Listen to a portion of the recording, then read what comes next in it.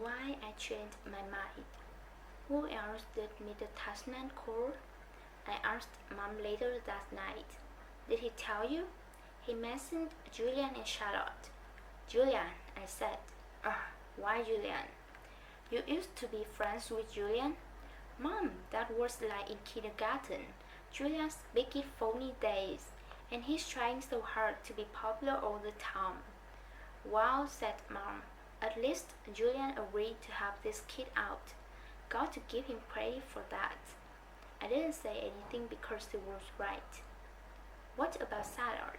I asked. Is he doing it too? Yes, Mom said. Of course he. Charlotte's such a goody two-shoes, I answered.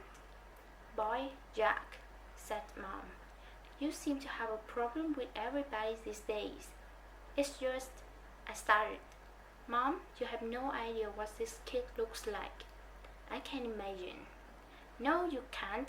You've never seen him. I have. It might not even be who you are thinking it is. Trust me, it is. I'm telling you, it's really, really bad. He's deformed, Mom. His eyes are like down here. I pointed to my cheeks. And he has no ears. And his mouth is like... Jamie had walked into the kitchen to get a juice box from the fridge. Ask Jamie, I said.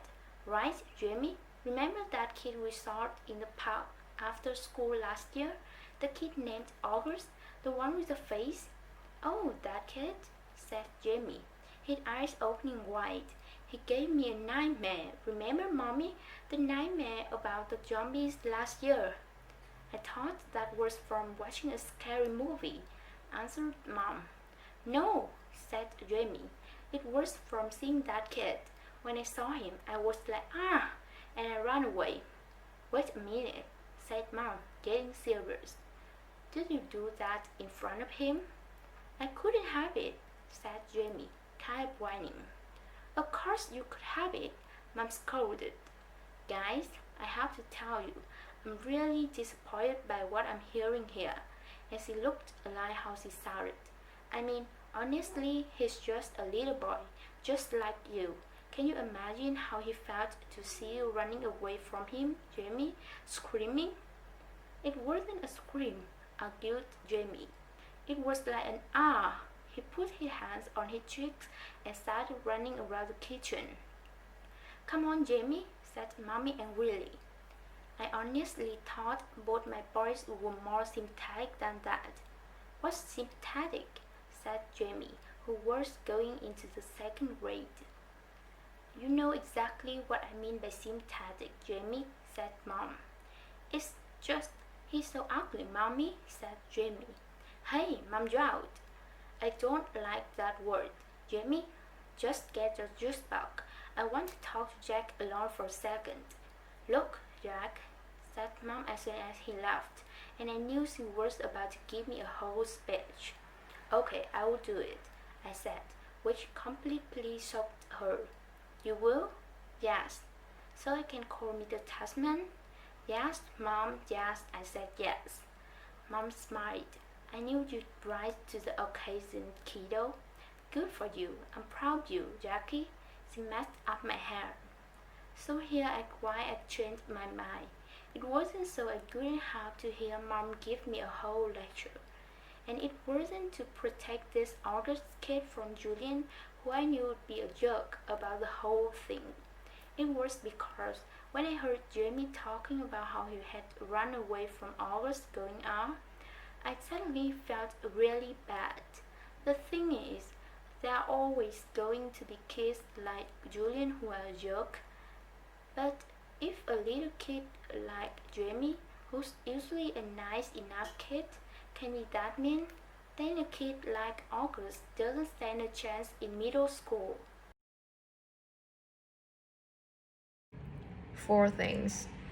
First of all, you do get used to his face. The first couple of times I was like, whoa, I'm never going to get used to this. And then after about a week, I was like, it's not so bad. Second of all, he's actually a really cool dude. I mean, he's pretty funny.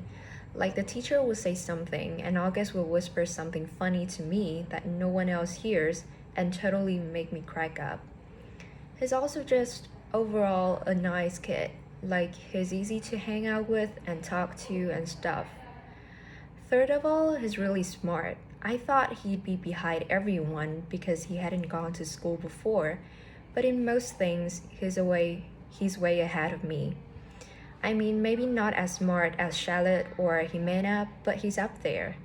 And unlike Charlotte or Jimena, he lets me cheat off of him if I really need to, though I've only needed to a couple of times. He also let me copy his homework once, though we both got in trouble for it after class. The two of you got the exact same answers wrong on yesterday's homework, Miss Rubin said, looking at both of us like she was waiting for an explanation. I didn't know what to say because the explanation would have been, oh, that's because I copied August's homework. But August lied to protect me. He was like, oh, that's because we did our homework together last night, which wasn't true at all. Well, doing homework together is a good thing, Mr. Rubin answered. But you're supposed to still do it separately, okay? You could work side by side if you want, but you can actually do your homework together, okay? Got it? After we left the classroom, I said, dude, thanks for doing that. And he was like, no problem. That was cool. Fourthly, now that I know him, I would say I actually do want to be friends with August.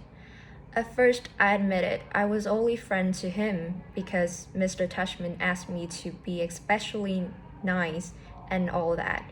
But I know I would choose to hang out with him.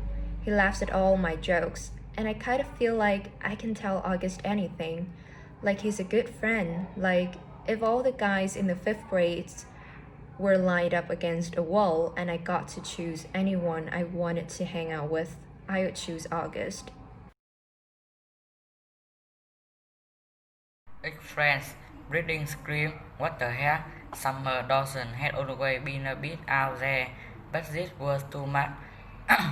All I did was ask her why others were acting like he was mad at me or something. I figured she would know, and all she said was breathing scream. I don't even know what that means. It, it is so worse because one day me and others were friends, and the next day he was hardly talking to me, and I haven't the slightest idea why. When I said to him, hey August, you mad at me or something, he shrugged and walked away. So I would take that it as a defiant yes, and since I know for a fact that I didn't do anything to him to be mad about, I figured Summer could tell me what's up. But all I got from her was breathing scream. Yeah, big help, thanks Summer. You know, I have got plenty of other friends in school, so if August want to officially be my ex-friend, then fine, that is okay by me. See if I care. I have started ignoring him like he is ignoring me in school now. This is actually kind of hard since we sit next to each other in practically every class.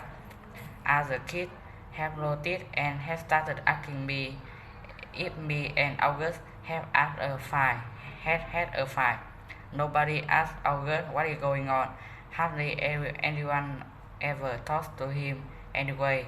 I mean, the only person he hang out with other than me is Summer. Sometimes he hang out with Red Kingley a little bit, and the two must got him playing the Dungeons and Dragons a couple times at recess. Chuckily for all her goody two-shoeing doesn't even do more than not hero than when he passing him in the halfway, and I don't know if everyone's still playing with the planet behind his back because no one ever really told me about it directly. But my point is that they not like he were a lot of other fans he could be hanging out with instead of me.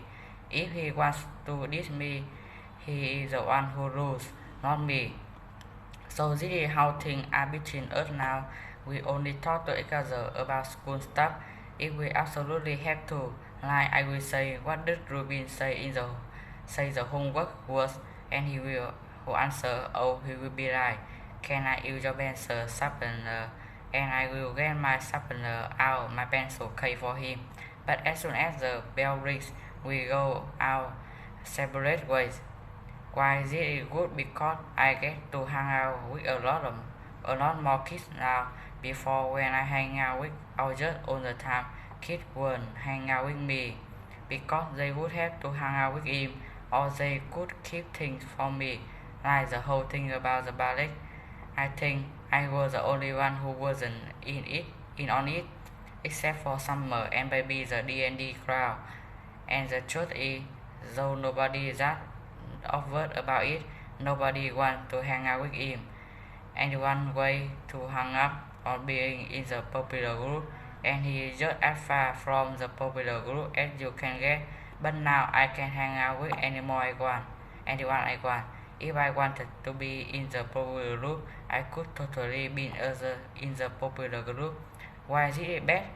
It's because well, I don't actually enjoy hanging out with the popular group that much, and B, I actually like hanging out with others, so this is kinda messed up, and it is all just for fun. Snow. The first snow of winter hit right before Thanksgiving break. School was closed, so we got an extra day of vacation. I was glad about that because I was so bummed about this whole August thing and I just wanted some time to chill without having to see him every day. Also, waking up to a snow day is just about my favorite thing in the world. I love that feeling when you first open your eyes in the morning and you don't even know why everything seems different than usual. Then it hits you. Everything is quiet. No cars honking, no buses going down the street. Then you run over to the window and outside everything is covered in white. The sidewalks, the trees, the cars on the street, your window panes. And when that happens on a school day and you find out that your school is closed, well, I don't care how old I get. I'm always going to think that's the best feeling in the world. And I'm never going to be one of those grown-ups that use an umbrella when it's snowing, ever. Dad's school was closed too, so he took me and Jamie sledding down Skeleton Hill in the park. They say a little kid broke his neck while sledding down that hill a few years ago, but I don't know if this is actually true or just one of those legends. On the way home, I spot this banged-up wooden sled kind of propped up against the old Indian rock monument. Dad said to leave it. It was just garbage, but something told me it would make the greatest sled ever. So Dad let me drag it home and I spent the rest of the day fixing it up. I superglued the broken slats together and rubbed some heavy-duty white duct tape around them for extra strength. And then I spray painted the whole thing white with the paint I had gotten for the alabaster sphinx I was making for the Egyptian museum project. When it was all dry, I painted lightning in gold letters on the middle piece of wood, and I made a little lightning bolt symbol above the letters. It looked pretty professional, I have to say. Dad was like, "Wow, Jackie, you were right about the sled." The next day, we went back to Skeleton Hill with lightning. It was the fastest thing I've ever ridden. So much faster than the plastic sleds we've been using. And because it had gotten warmer outside, the snow had become crunchier and wetter. Good packing snow. Me and Jamie took turns on lightning all afternoon. We were in the park until our fingers were frozen and our lips had turned a little blue. Dad practically had to drag us home.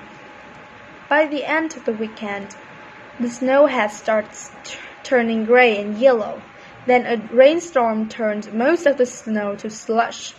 When we got back to school on Monday, there was no snow left. It was rainy and yucky the first day back from vacation, a slushy day. That's how I was feeling inside too. I nodded hey to August the first time I saw him. We were in front of the lockers. He nodded hey back. I wanted to tell him about lightning, but I didn't. Fortune favors the bold. Mr. Brownie's December percept was fortune favors the bold. We were all supposed to write a paragraph about some time in our lives when we did something very brave and how, because of it, something good happened to us. I thought about it a lot, to be truthful. I have to say that I think the bravest thing I ever did was become friends with others. But I couldn't write about that, of course.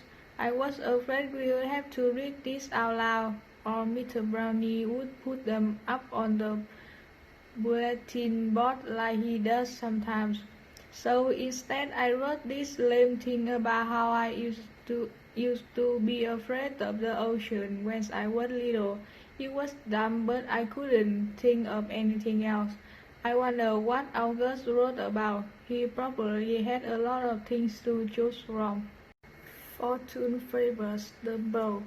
Mr. Brownie's December percept was fortune favors the bold. We were all supposed to write a paragraph about some time in our lives when we did something very brave and how, because of it, something good happened to us.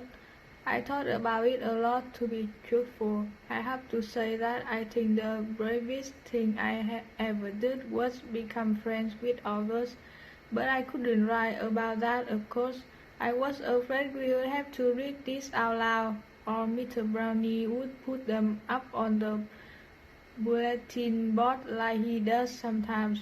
So instead I wrote this lame thing about how I used to be afraid of the ocean when I was little. It was dumb, but I couldn't think of anything else. I wonder what August wrote about. He probably had a lot of things to choose from. Chapter 60. Private School. My parents are not rich. I say this because people sometimes think that everyone who goes to private school is rich, but that isn't true with us. Dad's a teacher and mom's a social worker, which means they don't have those kinds of jobs where people make gazillions of dollars. He used to have a car, but he saw it when James started kindergarten and Peter Pratt. You don't live in a big townhouse or in one of those dormant buildings along the park. We live on the top floor of a 5-story walk-up. We rent from an old lady named Doña Petra, all the way on the other side of Broadway. That's code for the section of North River Heights where people don't want to park their cars. Me and Jimmy share a room. I overhear my parents talk about things like, can we do without an air conditioner 1 more year, or maybe I can work to York this summer. So today, at recess, I was hanging out with Julian and Harry and Miles. Julian, who everyone knows is rich, was like, I hate that I have to go back to Paris this Christmas. It's so boring. Dude, but it's like Paris. I said like a 9-year-old. Believe me, it's so boring, he said. My grandmother lives in this house in the middle of nowhere. It's like an hour away from Paris in this tiny, tiny, tiny village. I swear to God, nothing happens there. I mean, it's like, oh wow, there's another fly on the wall. Look, there's a new dog sleeping on the sidewalk. Yippee. I laughed. Sometimes Julian could be very funny. Though my parents are talking about throwing a party this year instead of going to Paris. I hope so. What are you doing over break? Said Julian. Just hanging out, I said. You're so lucky, he said.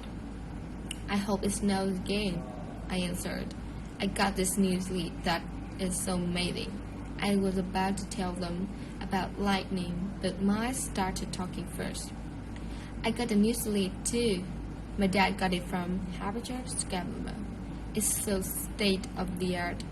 How could a sled be state of the art? Said Julian. It was like $800 or something. Wow, we should all go sledding and have a race down Slackerton Hill, I said. That is so lame. I answered Julian. Are you kidding? I said. Some kid broke his neck there. That's why it's called Skeleton Hill. Julian narrowed his eyes and looked at me like I was the biggest moron in the world. It's called Skeleton Hill because it was an ancient Indian burial ground, dude, he said. Anyway, it should be called Garbage Hill now. It's so freaking junky. Last time I was there, it was so gross, like with soda cans and broken bottle and stuff. He shook his head. I left my old sled there, said Miles. It was the crappiest piece of junk, and someone took it too. Maybe a hobo wanted to go sledding, laughed Julian. Where did you leave it? By the big rock at the bottom of the hill. And I went back the next day and it was gone. I couldn't believe somebody actually took it. Here's what we can do, said Julian. Next time it snows, my dad could drive us all up to this golf course in Westchester that makes Skeleton Hill look like nothing. Hey Jack, where you going? I had started to walk away. I've got to get a book out of my lugger. I lied. I just wanted to get away from them fast. I didn't want anyone to know that I was a hobo who has taken the sled. In science, I'm not the greatest student in the world. I know some kids actually like school, but I honestly can't say I do. I like some parts of school, like PE and computer class, and lunch and recess, but all in all, I would be fine without school. And the thing I hate most about school is the homework we get.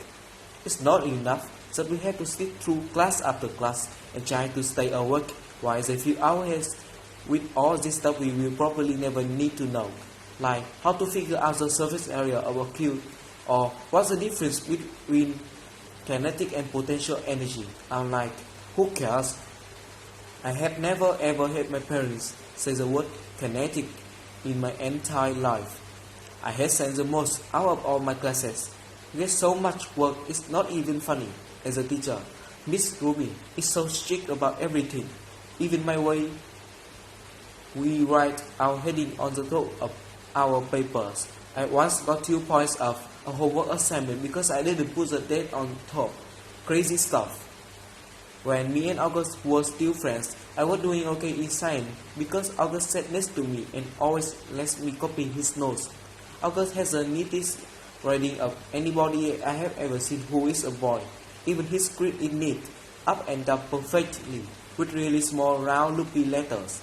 But now that we are ex-friends, it's bad because I can't ask him to let me copy his notes anymore.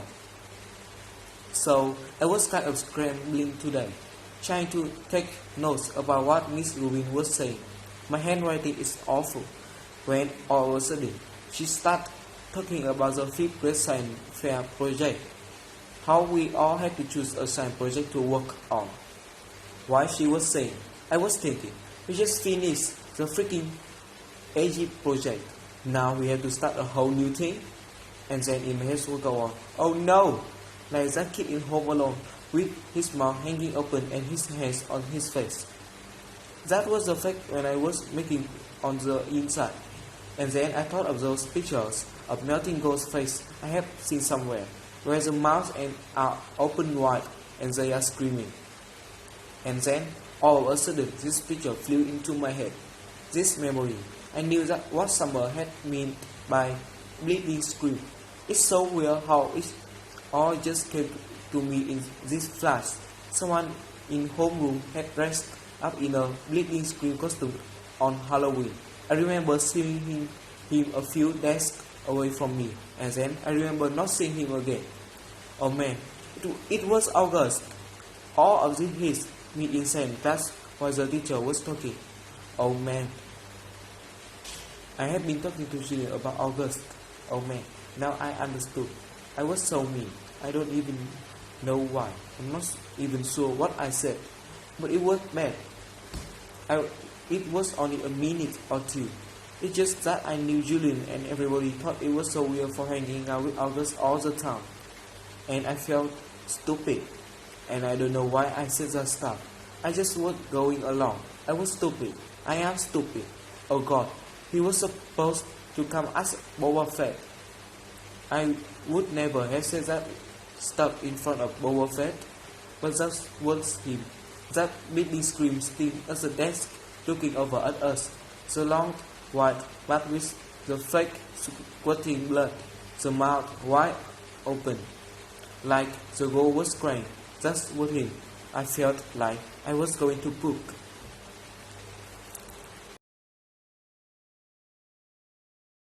Partners. I didn't hear a word of what Mrs. Rubin was saying after that. Blah blah blah. Science fair project. Blah blah blah. Partners. Blah blah. It's like the way grow up talking in Charlie Brown movies, like someone talking underwater. Mwah mwah mwah. Mwah mwah. Then, all of a sudden, Mr. Rubin started turning to kiss around the glass. Reed and Tristan, Maya and Max, Charlotte and Jimena, August and Jack. She pointed to it when she said this. Miles and Amos, Julian and Henry, Savannah and... I didn't hear the rest. Huh? I said. The bell rang. So don't forget to get together with your partners to do a project from the list, guys, said Mrs. Rubin as everyone started taking off. I looked down August, but he had already put his backpack on and was practically out the door. I must have had a stupid look on my face because Julian came over and said, "Looks like you and your best bard are partners." He was mocking when he said this. I hated him so much right then. "Hello, Jack, he said when I didn't answer him. "Shut up, Julian." I was putting my loose lip bridle away in my backpack, and Jack wanted him away from me. "You must be so bummed you got stuck with him," he said. "You should tell Miss Rubin you want to switch partners. I bet she let you." "No, she wouldn't," I said. "Ask her." "No, I don't want to." "Miss Rubin," Julian said, turning around and raising her hand at the same time. Miss Rubin was erasing the chalkboard at the front of the room. She turned when she heard her name. "No, Julian!" I whispered, screamed. "What is it, boys?" she said impatiently. "Could we switch partners if we wanted to?" said Julian, looking very innocent. "Me and Jack had this science fair project idea we wanted to work on together. Well, I guess we could arrange that," she started to say. "No, it's okay, Miss Rubin," I said quickly, heading out the door. "Bye." Julian ran after me. "Why you do that?" he said, catching up to me at the stairs. "We could have been partners. You don't have to be friends with a freak if you don't want to be, you know." And that's when I punched him right in the mouth.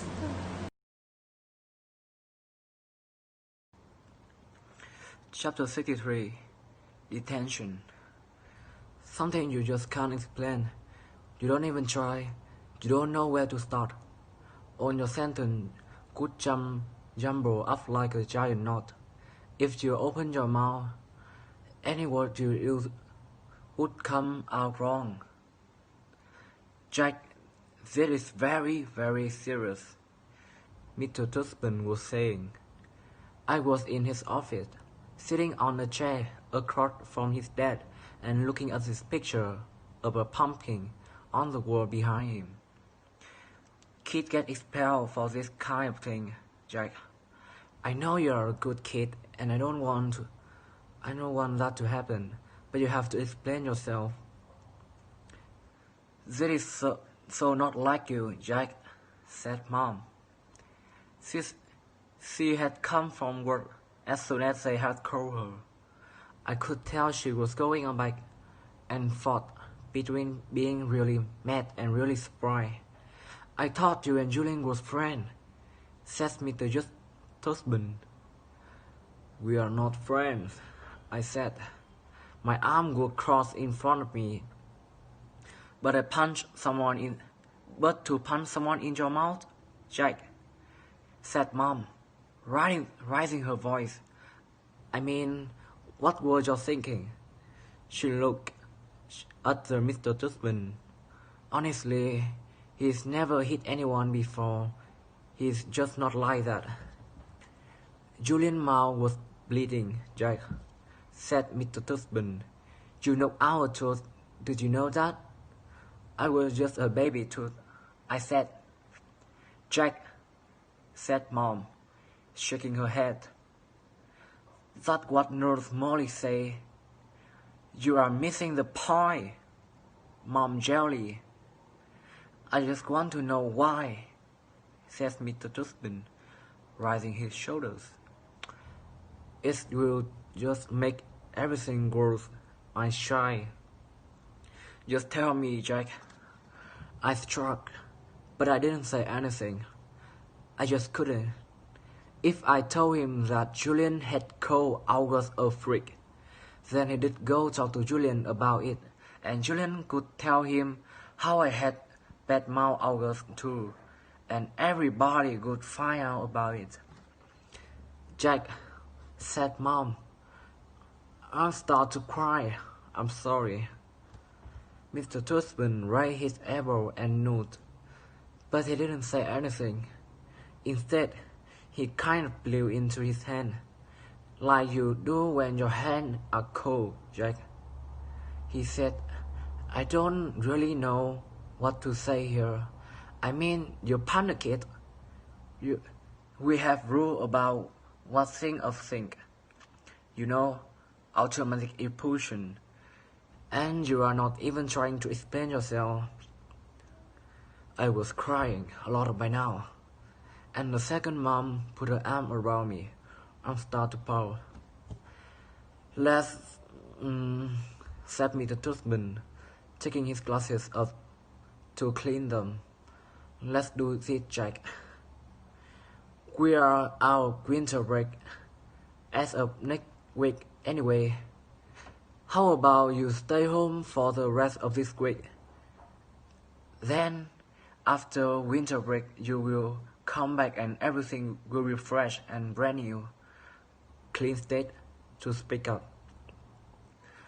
Am I being suspended? I sniffed. Well, he says, struggling. Technically, yes, but it is only for a couple of days, and I will tell you what, while you are at home, you take the time to think about what happened. And if you want to write me a letter explaining what happened, and a letter Julian apologizing, then we won't even put any of this in your permanent record, okay? You go home and talk about it with your mom and dad, and maybe in the morning you will figure it on about a bit more. That sounds like a good plan, Mr. Tussman, says Mom. Nodding, thank you. Everything is going to be okay, said Mr. Tussman, walking over to the door, which were closed. I know you're a nice kid, Jack, and I know what sometimes even nice kids do dumb things, right?